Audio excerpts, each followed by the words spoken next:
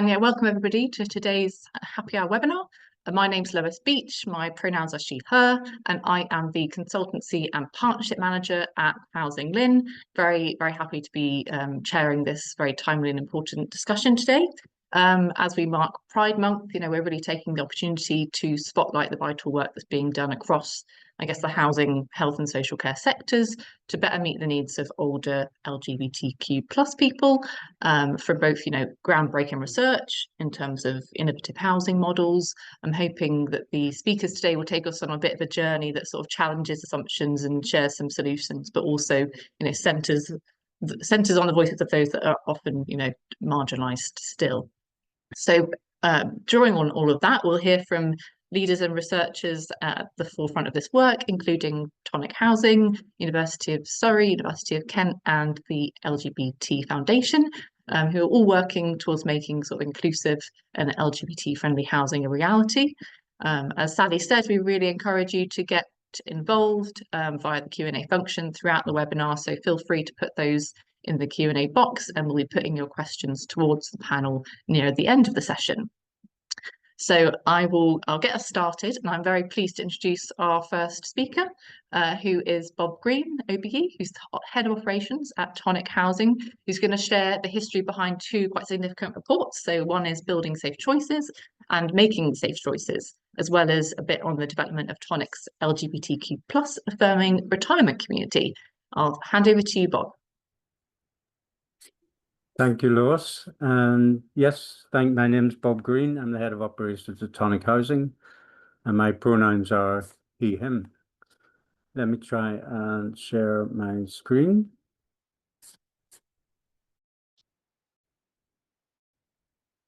Right, so yeah, Tonic Housing. And as Lois said, I'm going to take people on a bit of a trip down memory lane. 20 years ago, 2005, I started a job at Stonewall Housing. I was their CEO for about 14 years. And in that organization, we started a housing group for older lesbians, gay men, bisexual, trans people, and non-binary people.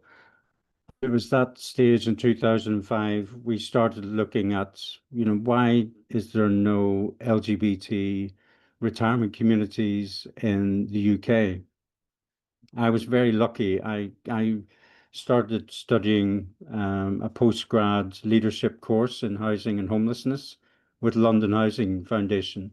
And it was incredible. They actually funded me to do a visit to the United States. And in the US, I visited 3 different retirement communities for LGBT plus people, and it was incredible. It really opened my eyes, and it was thanks to that visit and thanks to other organizations like we and the Fund, we started a research paper called Building Safe Choices, and that was published 2016. So we started that 10 years ago.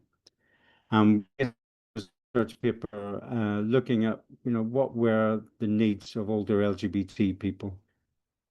From this paper, we found out that there was lack of schemes. That was no surprise. There was lack of specialist schemes, and there was a lack of choice for people. That was the big thing, that there was little choice for older LGBT people around housing and housing with care. It was very clear in interviewing people that what was important of home. People wanted home, and they wanted somewhere that was safe, and they wanted somewhere that they could be safe from discrimination and safe from harassment, which too many older LGBT people faced in mainstream accommodation. But also the fear of isolation, that people were frightened to be living their later lives alone, without a community around them, without their partners they might have lost, especially important if they had lost contact. So we looked through this paper at different housing options, and it was very clear that there were some definite options that we should explore further. One was that we needed specialist accommodation, but also that there could be other solutions we could find. One was maybe house shares. and also naturally occurring retirement communities. And that's basically on the back of what people, older LGBT people of various ages, we'd actually found our own solutions.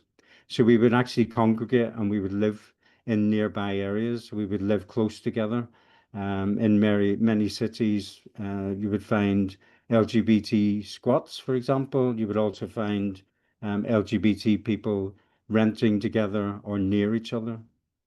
Um, and through this paper, we also made recommendations, and the recommendations, as well as finding our own housing solutions, actually to improve the housing provision that was already there, and also to think about charter marks. There should be a charter mark so that LGBT people could be confident in selecting the right organisation if they wanted to live or receive care from them. But the aim of this piece of work wasn't to be a final document that would gather dust on shelves. It was meant to be a living piece of work, and actually it did continue a conversation online back in 2016. And following that online conversation, Tonic then partnered with Stonewall Housing and Opening Doors. And that led to 5 years ago another Building Safe Choices report. And this report was actually the largest study at the time of older LGBT plus people in London.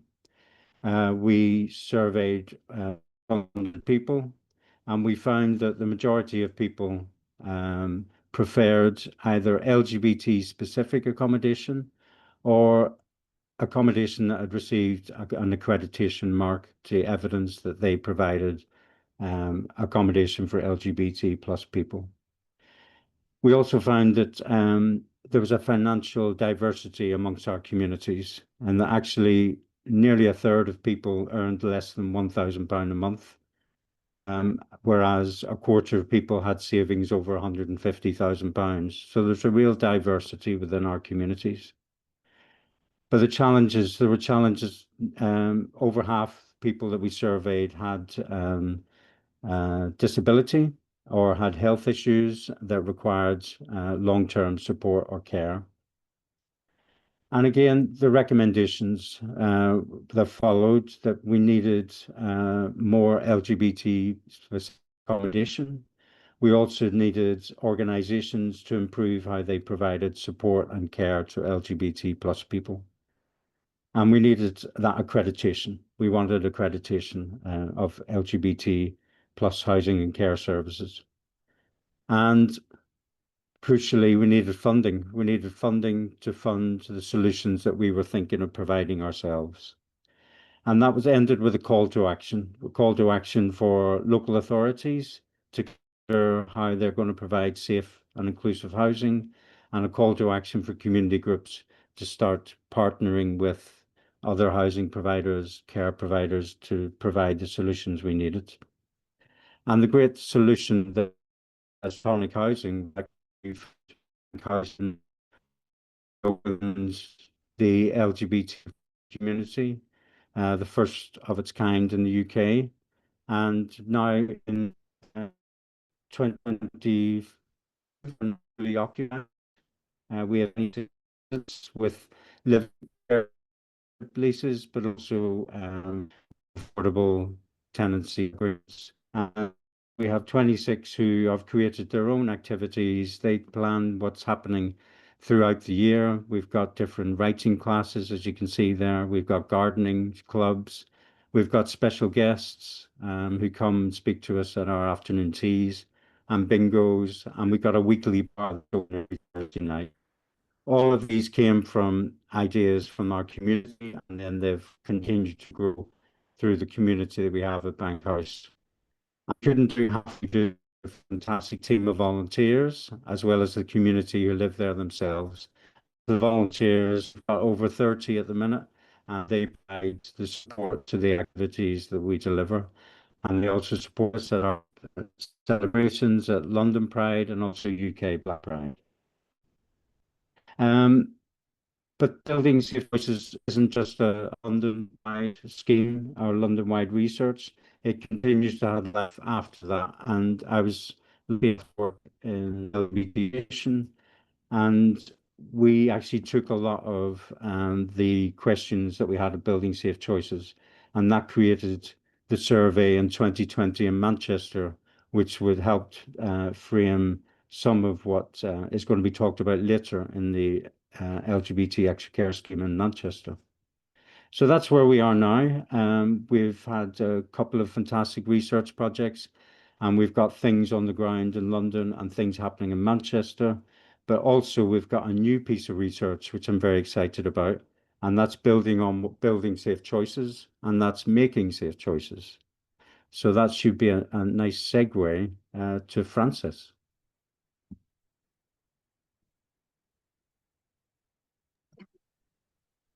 Brill. Thank you so much, Bob. It's really great that you could set the stage for us with such a good overview of kind of how research has kind of shaped real world change, I guess, and obviously the inspiring development at Tonic, which I've had the pleasure of visiting and staying in. It's a really great place. Okay, so I'm going to turn to, and before I do turn to Frances, I just want to apologise that the sound was a little bit iffy in places there when Bob was speaking. I think your camera was frozen in places. Might just been a bandwidth issue. So apologies everyone in the chat that's sort of mentioning that. But I think we still understood the majority of what you were saying, Bob. So just to put you at ease. For now we're going to turn to Frances Saunders, part of the Making Safe Choices research team at the University of Surrey, and Frances will share how this work builds on earlier research and provides a very kind of collaborative foundation for future LGBTQ plus inclusive housing. Over to you, Frances.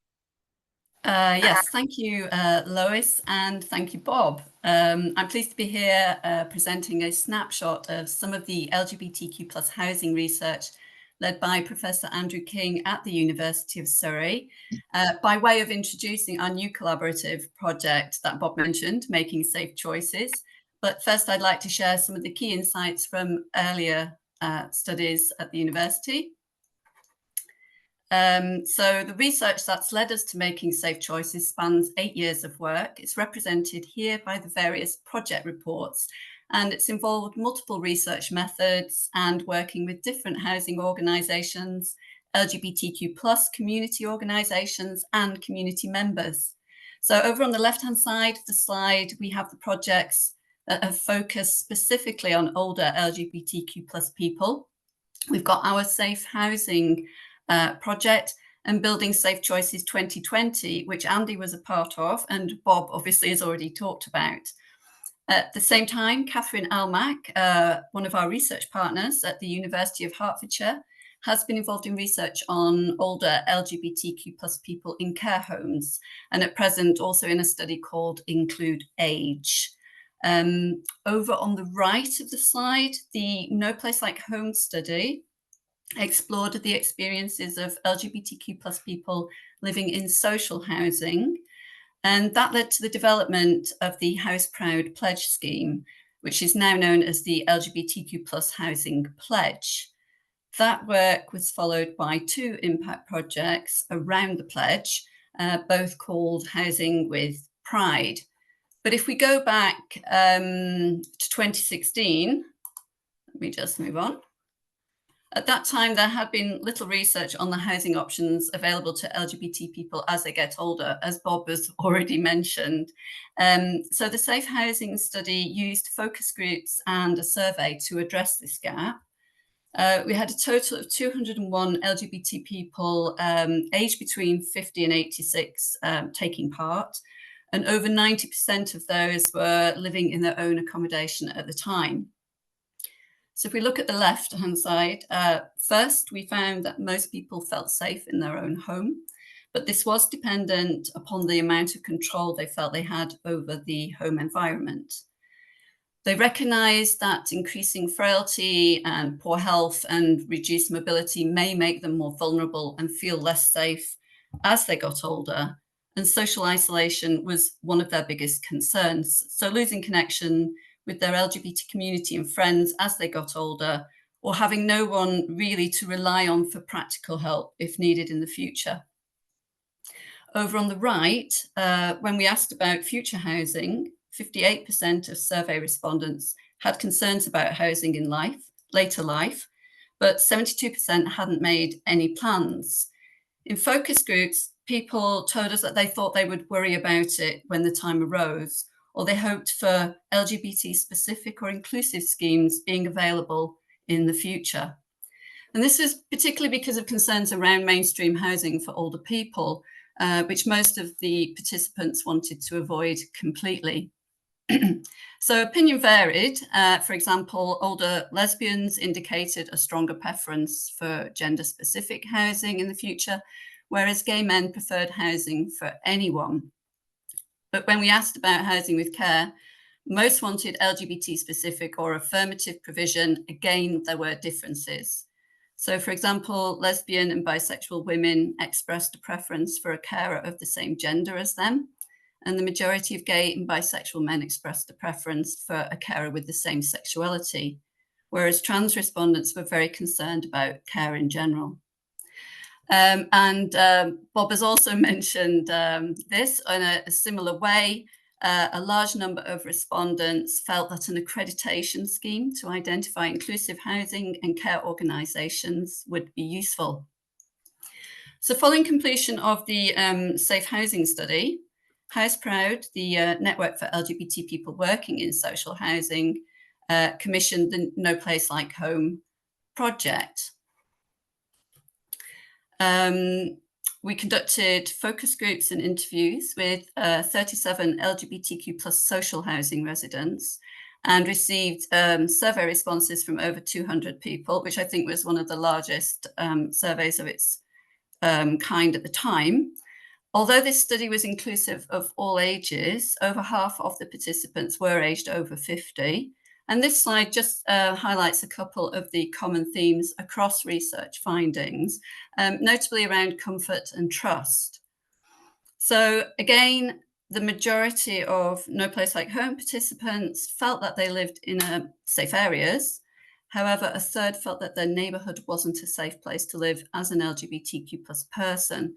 And this figure increased to 60% amongst trans respondents. There were concerns about who came into the home. For example, 36% felt uncomfortable with neighbours coming in and 21% with housing provider staff. Concerns were also expressed about housing providers' ability to effectively deal with harassment, and nearly 3/4 of participants wanted some form of accreditation scheme and felt that training about LGBT lives was essential for staff, including contractors. So we subsequently worked with HouseProud to co-create the pledge scheme. It's a framework to facilitate housing provider and resident engagement, to demonstrate commitment to LGBTQ plus resident equality and support. So the housing pledge, it comprises 2 levels. There's an entry level or pledge pioneer. This accreditation is built around 3 core commitments, which housing providers have to meet. And the next level of accreditation, Pledge Plus, is obtained by housing providers achieving goals that are set in collaboration with LGBTQ plus residents. Oh, can't find my... So I know I haven't been able to go into a great deal of detail or talk about all the projects, but overall our research has shown that the housing needs of older LGBTQ plus people are often hidden, misunderstood or ignored by policymakers and providers. They're subject to housing inequalities, a lack of inclusive housing options with little or no accessible information to help them make choices. Housing in later life provision needs to meet the preferences of older LGBTQ plus people. They need choices that ensure their safety, dignity and social connections. And we've seen that diversity, intersectionality are important. We know from the research that not everyone wants the same thing. So finally, working with older LGBTQ plus people and collaboration between the housing sector, the support organisations and government is key and will be key to success. So this brings me to the Making Safe Choices project. It's a collaboration between the Universities of Surrey and with Catherine Almack at Hertfordshire, Stonewall Housing and Tonic Housing, to address the lack of suitable information for decision making, but also to provide mechanisms for the sector to better support older LGBTQ plus people in relation to their future housing.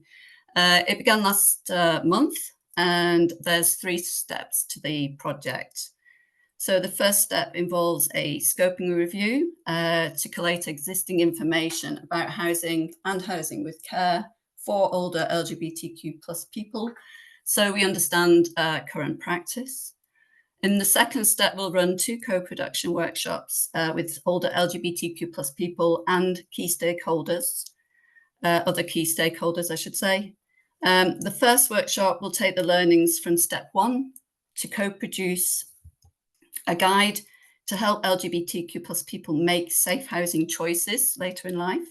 And the second workshop will focus on the creation of a support and referral infographic for housing and care sector professionals to explain how to help and signpost older LGBT plus people. So the infographic will be piloted with 2 housing organisations. And then we have the third step that will comprise a knowledge exchange event where we'll share the outputs, the infographic and the guide, and have a sense check. And we'll also be raising awareness of the project and the need to improve housing for older LGBTQ plus people. So the project will have measures for impact built in, but I suspect that's probably all I've got time for now today. So I'll just move to my last slide and say thank you very much for listening. The QR code here will just take you to the Tonic Housing website and Building Safe Choices webpage, and this will be updated shortly to include Making Safe Choices. So please watch that space. Brill. Thank you very much, Frances. That was really great, and there's some really sort of stark findings there, and quite hard hitting as well. So a lot to kind of like swallow and take in as well. But yeah, definitely a question that's come up, which I was intrigued about, around kind of the pledge scheme that perhaps we'll talk about a bit later, about how kind of universal that might be for kind of private housing as well as social housing, and whether I was thinking whether that could expand into kind of communities to account for that. So maybe we'll touch on that in the Q&A, but thank you very much for your presentation. Our next speaker, I'll hand over to Dr. Jolie Keemink, who is a research fellow at the Centre for Health and Services Studies at the University of Kent.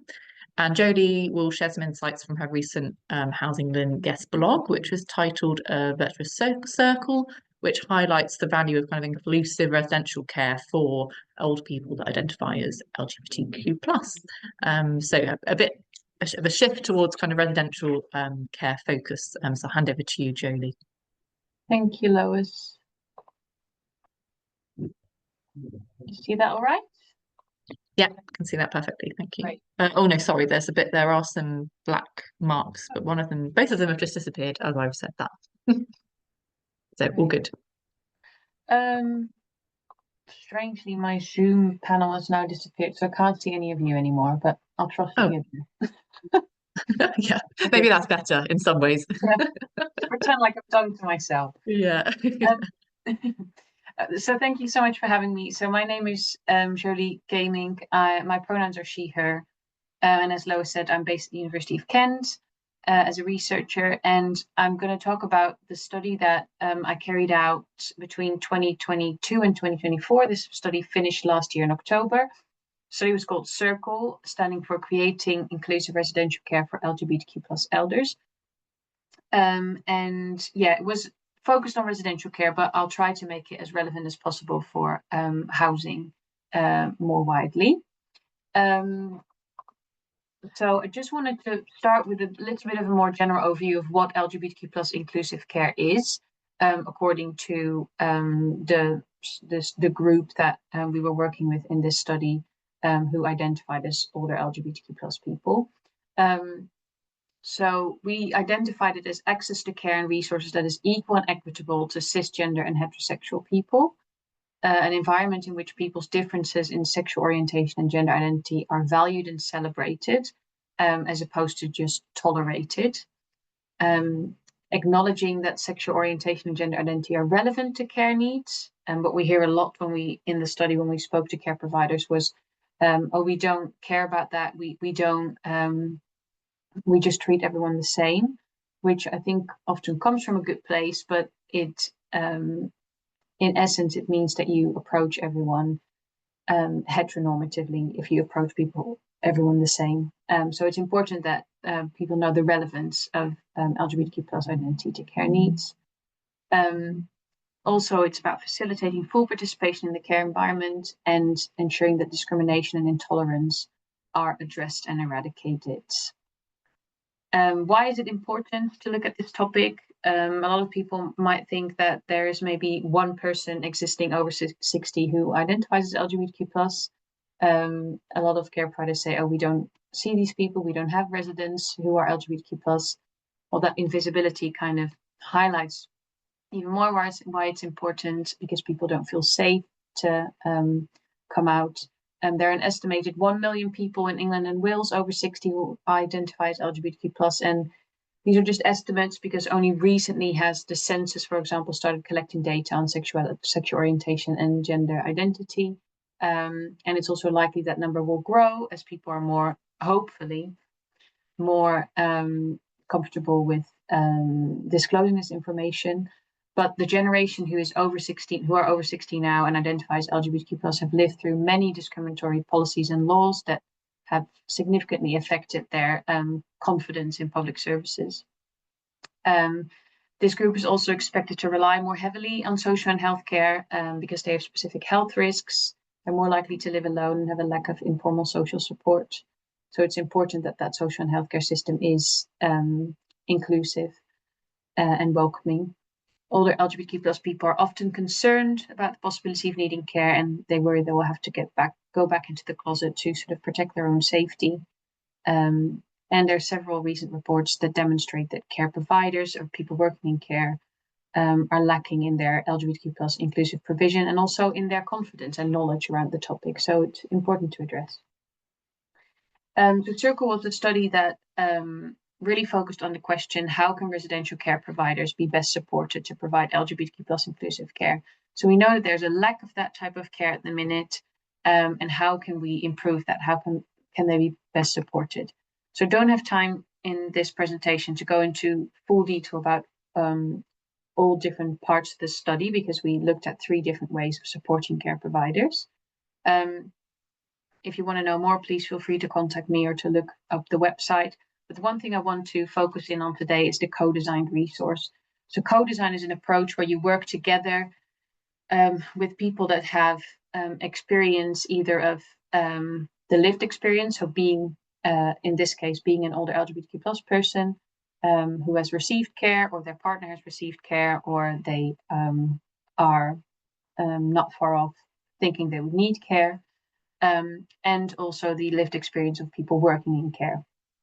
So we wanted to bring these 2 groups together and together with the research team, create a resource for residential practice on LGBTQ+ inclusion. Now, there are already resources out there, and I want to emphasize that they are fantastic resources, but the problem is that they're still not being used in practice. And what we identified is that they're often quite lengthy.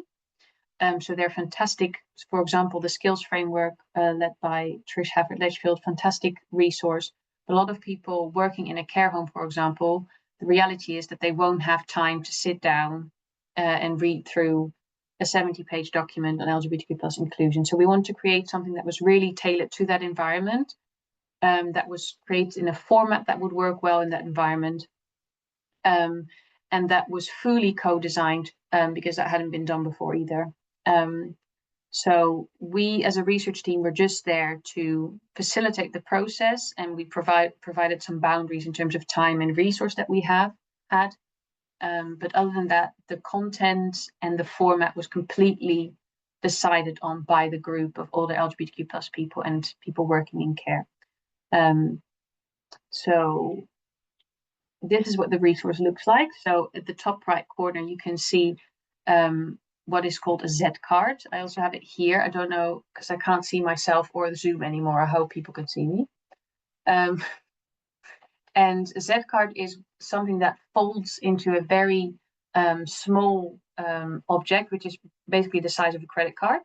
And then you can fold it out into, you can see the poster here, which you can also see on the screen on the right bottom side. And on the back, we have text. And what was really nice about this format and why the group came up with it is because it's very easy to carry around. So you can take this with you in your pocket, in your uniform. You can put it in a lanyard even. You can easily have it on like the counter of a reception, but you can also fold it out and display as a poster. To look into it a bit more closely.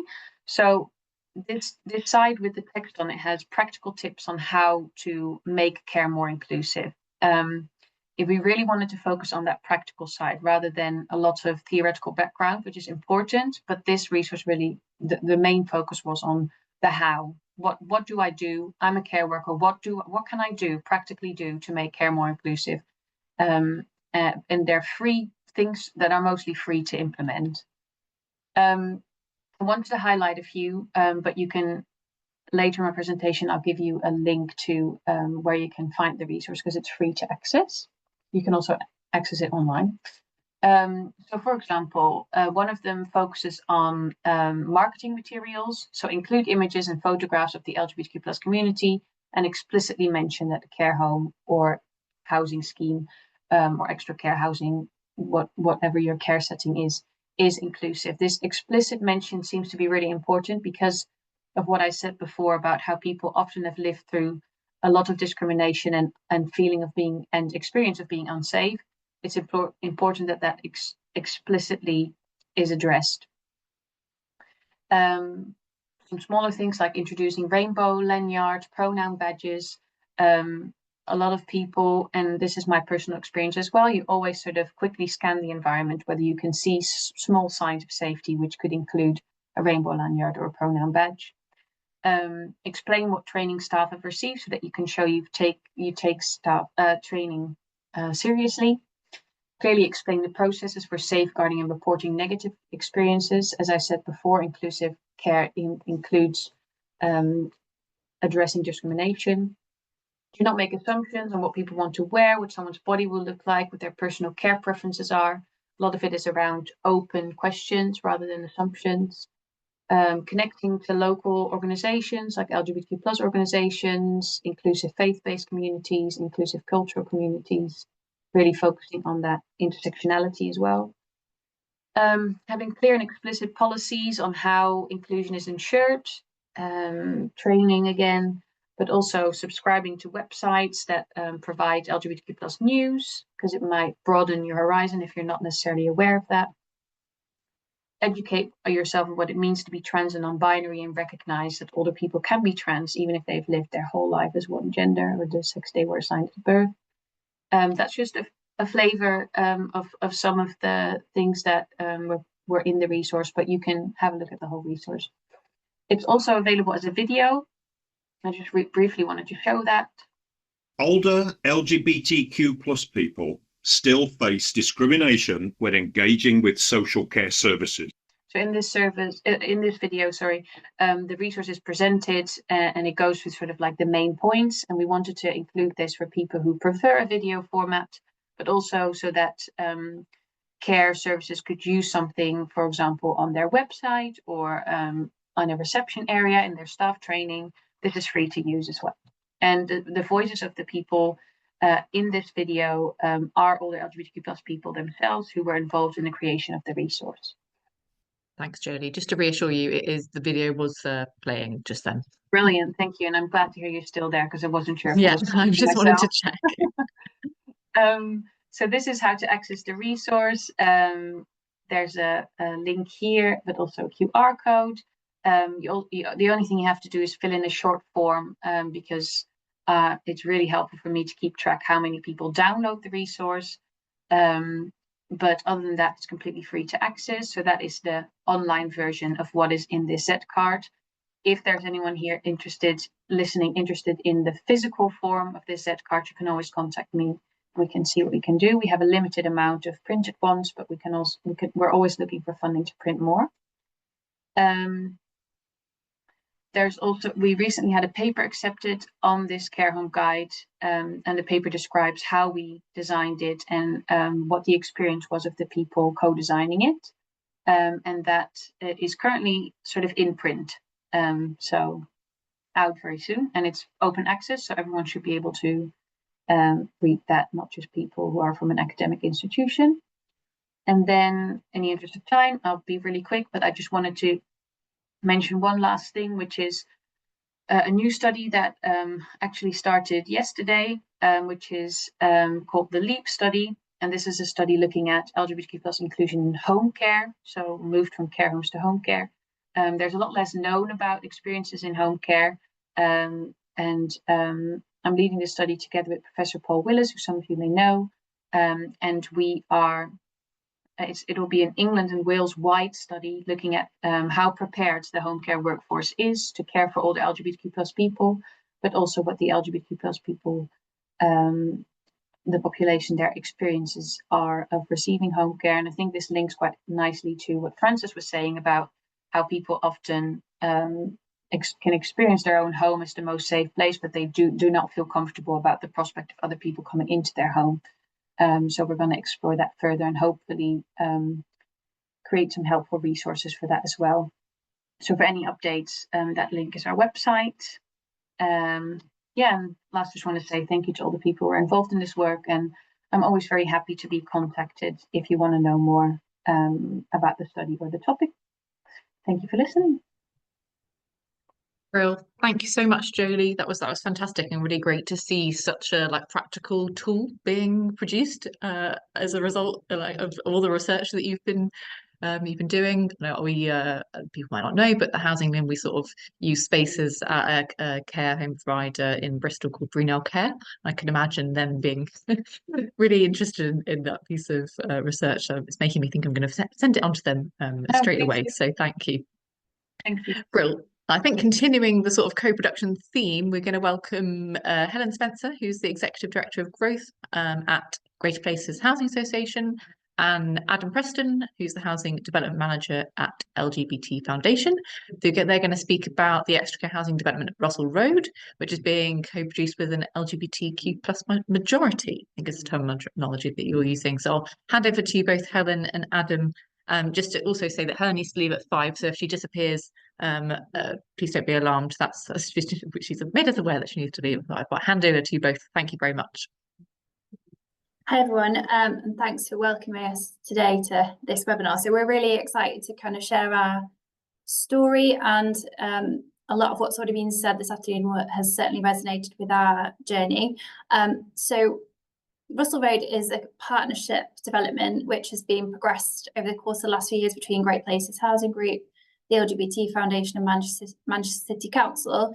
And despite the fact that I sit here with growth in my job title, one of the core focuses of the development of Russel Road is that the actual development period is a very short snippet of time in the life of new housing. And actually what we're working towards is a new home for a number of people, and that our focus is on how we can make sure that we set this new community up for success through all the work that we're doing. So the more research there is going into the space is only going to help us, and we're keen to ensure that our experiences contribute to that process. So the prospect of Russel Road kind of evolved from the research that Bob referred to earlier. The City Council of Manchester have been very passionate about ensuring that this development takes precedent in their development plans, and we've been working really hard over the course of the last few years to get to the stage where it is on site. So what we're going to share with you this afternoon is our experience of co-production and how we have enabled that to happen, and a short update on the development challenges that we have faced as we've made this happen. Next slide, Adam, if I may. So we were actually selected by a working group comprising the LGBT Foundation, Manchester City Council, and the LGBTQ plus community, who had been championing this scheme. And so from our very inception of our involvement, our commitment to this has been tested in many different ways. And what we've been able to design is an extra care social rented extra care scheme alongside a shared ownership offer. So the site will not only have different communities, but also different tenures sat within it. And as you can imagine, enabling something like this to happen has not been easy in the financial sense. And so the scheme is funded by Great Places, but with grant funding coming from both Homes England and the Greater Manchester Combined Authority. And we would not be here today talking about this without the support of the Community Steering Group, who have co-produced this even before our involvement. And they have kind of held our feet to the fire all the way through. And we're really passionate about ensuring that their involvement plays through into management and the lived experience of customers who are about to move in. So over to you, Adam. Thanks, Helen. Can we just go to the next slide, please? So yeah, Russel Road is something that we at LGBT Foundation have been really, really keen to do for quite some time now. It has been a bit of a journey, but we're finally getting there. So we're really excited about that. In terms of what we want to achieve from the scheme, in many ways, it's the same as what we want from any extra care scheme. We want to reduce social isolation, improve the health and well-being of residents, and help them to maintain as much independence as possible. But obviously, this is a unique scheme. We've got an additional focus here, which is providing that LGBTQ plus affirming care in a safe and inclusive environment. And we do recognise that not all older LGBTQ plus people in Manchester are going to move into Russel Road, so we want it to have a wider influence as well. So the lessons that we learn at Russel Road, for them to be transferable to other schemes. But what we really want is for older LGBTQ plus people who move into Russel Road to be able to be themselves, to live and age safely, happily, and with pride. And if we could just move on to the next slide, please. So I won't go into detail about all of these because I think it's already been covered by some of the previous speakers. But what I would say when you're building something like this is it's really important to consider that historical context. Sometimes people say to us, oh, do we really need something like this now? Isn't everything fine now? And yes, we have come a long way, but I think recent weeks have shown us that we can go backwards and there is still a lot of progress to be made. And really, if you look at the legislation that's changed to improve LGBTQ plus rights in the UK, so much of that has come since the turn of the millennium, which, okay, 25 years ago, but if you're in your 60s, 70s, 80s, 90s, you've already lived a considerable portion of your life in times of real hostility and prejudice. So take, for example, someone who's 80 years old, they will have been born at the end of the Second World War. They'll have grown up and come of age in that hostile environment of the 50s and 60s. It was still illegal to be gay when they came of age. The NHS was still offering aversion therapy or providing aversion therapy to LGBTQ plus people. So while a lot of progress has been made, you can change that legislation, but firstly, societal attitudes can take a bit longer to change. But also you really can't undo those life experiences of people and the pain and the trauma and distress that they often still carry with them to this day. So like I said, I won't go through all of these points here because I think they've already been covered already, but that's what made us kind of think, well, we really need to be doing this with older LGBTQ plus people. So if we could go to the next slide, please. Yeah, so we really recognise that value of lived experience, and right from the start of this process, really, all partners were really committed to doing this through co-production. We have a steering group of about a dozen, mostly older LGBTQ plus people, but some Whalley Range residents, which is where the scheme is going to be built as well. And we generally have monthly meetings looking at various different aspects of the scheme. But we also have had a walkabout of the area to map the existing services. We've visited other extra care schemes to learn about what works and doesn't work there. Just last week, me and some of the CSG were at Pride on the Range, which is the local Pride in Whalley Range. The CSG have joined us at public consultation events. So they really have been involved with, every step of the way. And it's It has definitely added some time onto the whole process, doing it through co-production, but I think everybody would agree that we have all really got a lot out of it, and the scheme, when it is finally opened, will be a much better scheme because of that. And if we could just go to the next slide, I'll just talk you through briefly a couple of the areas that the steering group have had input on. So when we restarted the co-production a couple of years ago, we had a series of design meetings with Triangle Architects and the wider design team, Great Places, the council and the steering group, and looked at internal apartment layouts, some of the more public-facing areas, some of the communal areas, the different services and facilities that we'll have on site, and how LGBTQ plus identities can influence that and how it can interact with some of those spaces. Just recently, the steering group selected an interior designer who we're going to be working with right through to opening pretty much.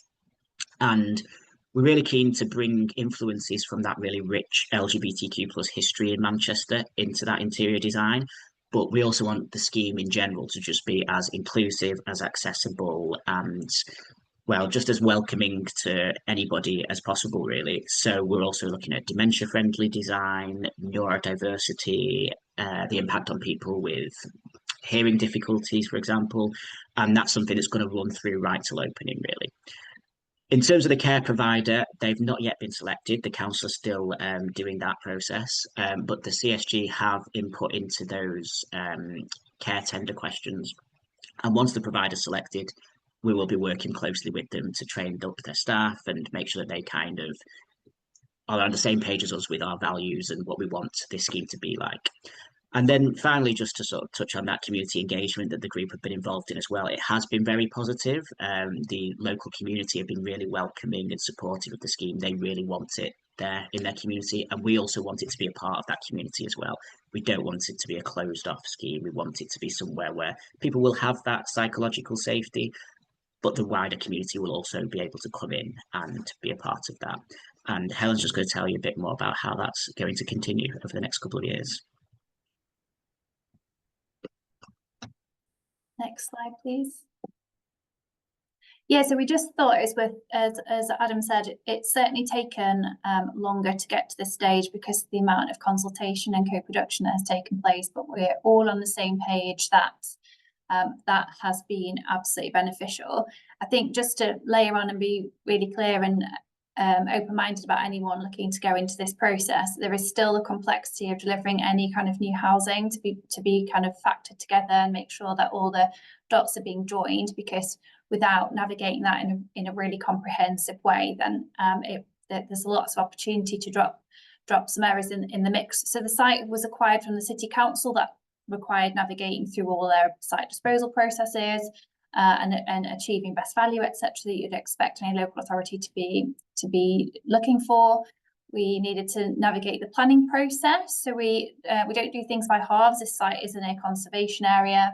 It's technically challenging. There were trees to protect. There were party wall issues to contend with, and we needed to work with the planners really proactively to ensure that what we were designing was going to fit not only with the street scene but be extremely inclusive and feel safe and secure, which was one of the first pieces of feedback we received through co-production.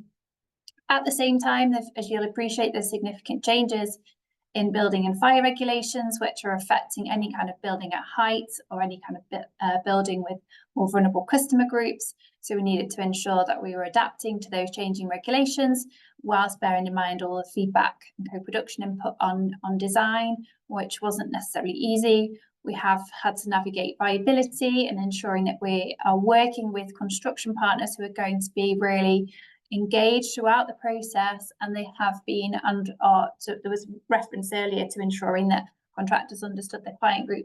Our contractor partners have been involved in this journey right the way from the beginning, and they will be part of that process while customers are living in the home. So what's really, really important is that they've had the right ethos and the right culture to support us on this, but at the same time we've needed to have that commercial edge to ensure we've been able to get the right construction cost. Not easy. And just managing the sheer number of stakeholders and the amount of interest we've had in the scheme has certainly added a further layer of complexity. So this development process has taken us about 2.5, maybe 3 years to get through this process, but we are now, if you can move me on site. We did secure planning approval in a really timely way, following extensive work with the planning authority. We have been able to access the grant funding, which needed protecting. You'll appreciate there are certain timelines that sit around grant funding, which add a huge amount of pressure. And we are continuing as we work through the build process to engage with the community steering group on, like Adam said, interior design and that future look at care, support and management of the properties. We'll be continuing to engage with the community as we move through. And in addition to the work that's being undertaken to co-produce the care tender and work with the future care provider, we're also thinking about how we can co-create a marketing strategy for the shared ownership. There are rules around shared ownership because it's a grant-funded product, but nevertheless, we're looking to ensure that that's as inclusive as the extra care provision. So that work is all ongoing. Next slide, please. And with that, I'll kind of draw it to a conclusion, but we've heard a lot about research today. And we're really keen that as we kind of learn more and more, we are learning with every day that we're working on this project, that we engage in that. We share our learning, we think about future training and education, and we will, one of our colleagues is doing a Churchill Fellowship around this topic. And so there's a lot of opportunity for us to continue this conversation to the future. Thanks, Lois. Apologies. Thank you very much. That's really, really great to hear about that development, and yeah, that's really exciting. I know it might feel like it's taken a long time, but yeah, really great to see that it's now on the way. So I'm gonna take us into the sort of Q&A session as part of this event. So if there are any kind of other questions that occur to you while I'm asking some of those questions that are in the box and some of that I've got saved already, yeah, please do feel free to put them in the Q&A box. But I think the questions that are in the box are actually at the moment directed at Francis. I think they came in when you were speaking, Francis. So one of them is about, yeah, I'll read it to you. It's, do you think there will ever be feasibility for a similar scheme as the housing pledge with private sector housing, which is, I guess, what we were talking about immediately after your presentation? I know I'm conscious that the housing pledge is obviously focused mainly on social housing. So yeah, I don't know if you've got any kind of thoughts as to whether it could be extended more widely and how that might work. Yeah, no, I mean, it's a great question, and it is something that we thought about as well. And I think the short answer is, well, why not? I think a scheme could be developed, but as far as we know, there's nothing out there. But we have been working on conducting a study in the private housing sector. That's kind of just in the pipeline at the moment. So I can't really say a lot about that, but certainly I think there's definitely scope there, and I think there's probably need. I mean, there's very little known about, experiences in the private sector. There's a little bit of research out there, but I must admit I haven't had a little look for probably a few months, so it's possible there could be something else, but I don't think there's much at all. Yeah.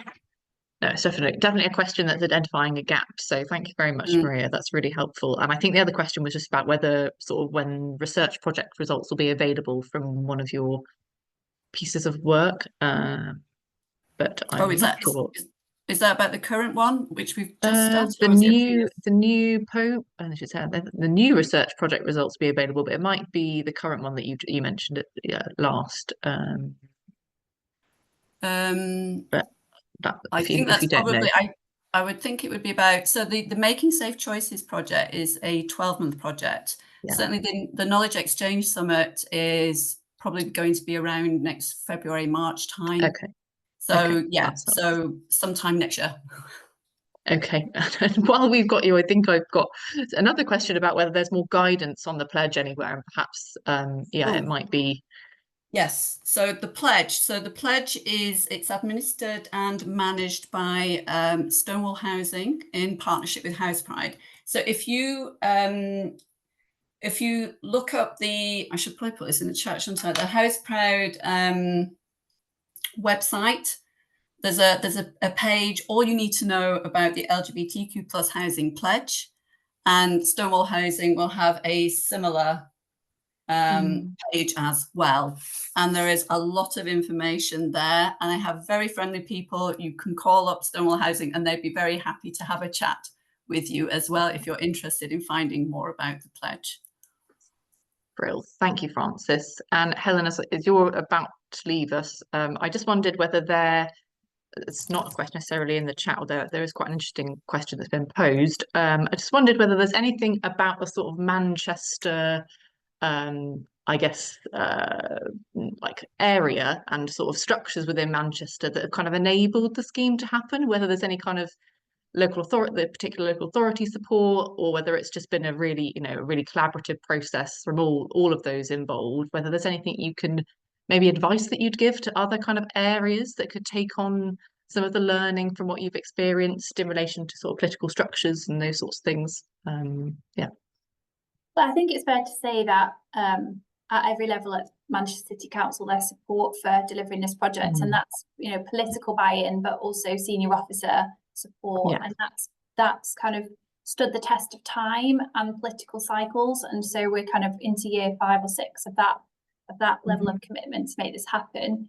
There was a previous partner even before our involvement who was looking at this, who wasn't able to make it happen, and that commitment even withstood that seismic shift. So I think having that real commitment and recognition of need and the relationship with the likes of the LGBT Foundation that can stand that test of time, and also kind of recognizing that there's such a need to focus on the housing needs of this community has allowed, for example, land to be set aside, which I don't suspect is an easy thing to navigate, but that land was identified and set aside for a number of years for this delivery. So I think it is about having that absolute commitment and passion and recognition of the importance of a housing offer in this space, and ensuring that doesn't get broken by kind of political change or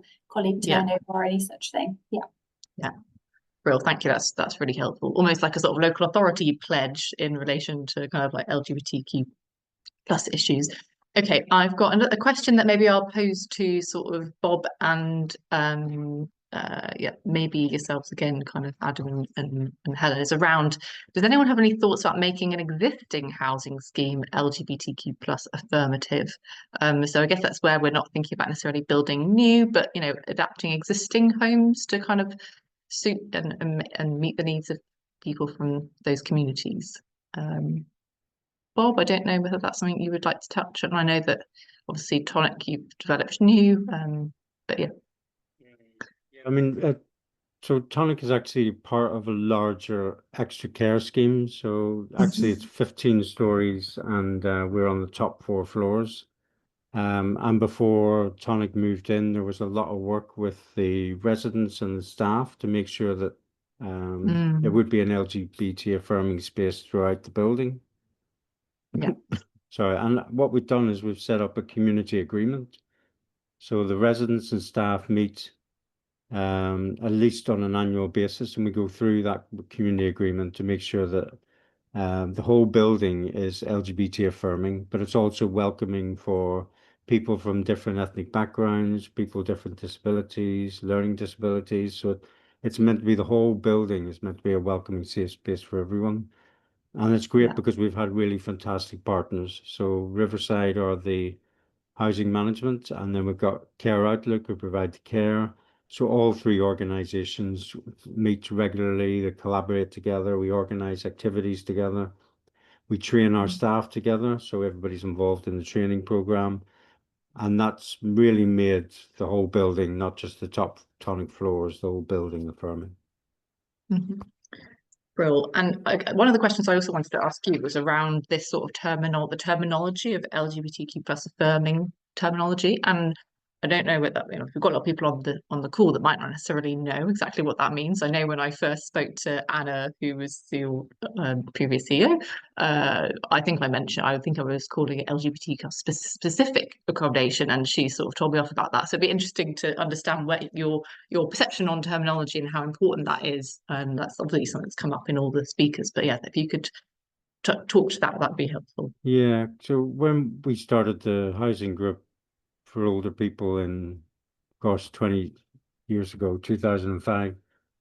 And that was for a lot of the older generation who, as was mentioned, lived in lesbian squats or gay men's co-op housing, or of, they really didn't want LGBT friendly accommodation, because anyone could put a rainbow flag up and say, come on in, and there was no assurance for people. What they wanted was an organization that would actually be proactive, that they would go out and liaise with LGBT plus community groups. They would go out there and they would make sure that they were included in all the policies and procedures of their organization, and that the LGBTQ plus people were involved in being consulted, but also involved in managing schemes, involved in the process of even selecting, recruiting staff. So there's got to be, and that's why the housing pledge is so important, is that it's not just a rainbow flag over a building, but actually LGBTQ plus staff and residents involved in the whole process of top down from board right through to housing staff, cleaning staff, maintenance staff. Everybody's trained and aware of LGBTQ plus issues. Yeah, brilliant. Thank you, Bob. Adam, I don't know whether you wanted to touch on that sort of like terminology point and sort of where you landed as a development on that, or whether it's important. Yeah, I think what Bob said about anyone can come along and put a rainbow flag on the top of a building is very important, really, because I guess it's that we don't want it to be tokenistic or just saying that it's LGBTQ plus inclusive. I think inclusive can mean you can come and be yourself. We've done a little bit, the bare minimum training or whatever, whereas affirming is not just you can be yourself safely, but we celebrate who you are. We celebrate the diversity. We actively celebrate that. And I think that's important. And just on making an existing scheme, LGBTQ plus affirming, we at LGBT Foundation, I think I may have mentioned it earlier, we're also delivering a programme of training and accreditation ourselves, which initially we're just currently doing for the other extra care schemes in Manchester to help make them as LGBTQ plus affirming as possible. But we're also looking at rolling that out nationally to other extra care schemes in other boroughs and private residential care homes and things. So, and it's meant to be, what I always say to them, it's not meant to be like an Ofsted type thing or anything. It's meant to be a supportive and helpful way for us to help them, not us coming in telling them you're doing this wrong, you're doing that wrong. And we're hoping that will have an impact more widely than just the scheme that we currently have, because we recognise we can't build a Russel Road in every local authority, but hopefully we can make that difference in other ways. Brill, thank you.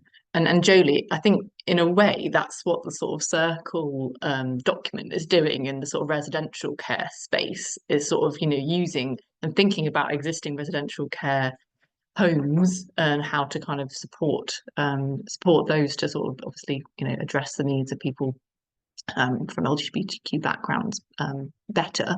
I was really interested. I know a number of you have sort of talked about co-design and the importance of that, but I don't know whether you've got any kind of advice to somebody that would be starting on that process. I know a number of you have mentioned that it could be it's taken a bit of a long time and it can be quite challenging. But Jolie, Adam, I don't know whether any other kind of advice you would give to somebody sort of trying to embed co-production into their research or housing developments. I'll hand over to you, Jolie, first, I think.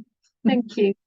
I think it's really important to make sure that you take enough time to do it, because otherwise, again, it can be tokenistic. Oh, we had one phone call with someone, and I was very nervous actually to do the co-design process for this study, because it was the first time I did something on this scale and this sort of like from a true co-design perspective. And I feel like it helped to, I think I really wanted to control it. I wanted to control the process, and not because I didn't believe that people didn't have valuable input. I very much believe that, but more I was worried there wouldn't be anything at the end of it. We would just talk for a year and nothing would actually be developed. So what I found really helpful is to have very clear sort of expectations on this is what we're trying to achieve, and just keep reminding the group this is what we're trying to achieve. But other than that, I wasn't there to provide any suggestions on what it needed to look like or what it should include. I was just constantly reminding them of this is the time frame we have, these are the resources we're working with, because we all have boundaries on that, and this is our end goal, and you guys are the experts, you tell me what it needs to look like and what the content needs to be. So yeah, just sort of get comfortable with being uncomfortable. It is a bit scary, it is a bit, but at the end of the day, the product that you have is going to be so much more valuable, so much more representative than if you would just do it without that co-design in it. So Brill, thank you. And do you feel like the document you produce, Circle, do you feel like that could be replicated across different housing settings? I mean, I'm sure there's a number of things in there that might be replicable to kind of extra care housing settings as well. I think so. I think a lot of it is applicable to different types of care settings. And I was actually speaking to someone in Northern Ireland recently, who was thinking if we could make something more specific for that country, because obviously there's slight variations of per country. And I'm very much open to that. I think, as with probably most people here, my hurdle is funding. So I'm working on that, and I'm hoping that we can build on it as like a foundation. And it was really important for me as well that it was freely available. That's why I made an online version as well, because the printed version cost money, but I don't want it to be something that's focused on making money. I want it to be available so that people can learn from it. So hopefully we can create further version. Brill. Thank you, Jolie. Okay, I'm conscious that we are running a little bit over, but if any of the speakers wanted to say, if you feel like you've not had a chance to say anything, or you wanted to tackle any of the other questions that I've posed, please do feel free to unmute yourself and chime in. But otherwise, thank you very much for everybody for joining us. It's been incredibly insightful and really, really useful. And I can see in the comments that lots of people have really enjoyed the session. So thank you for sort of expanding our knowledge and kind of horizons. And I think, I just want to sort of wish everybody else a really happy Pride Month, and also let you know about next week's Happy Hour, which is in partnerships with Carers UK in celebration of Carers Week 2025. So that's going to explore the connection between both formal and informal care in extra care housing. So please do book a place now if you haven't already. But on behalf of the HousingLIN, just wanted to really thank you all for attending, thank our really fabulous speakers, and take care and enjoy the rest of your evenings. Thank you very much. Thank you, Lois. Thank you. Thank Bye. you. Thank you. Bye.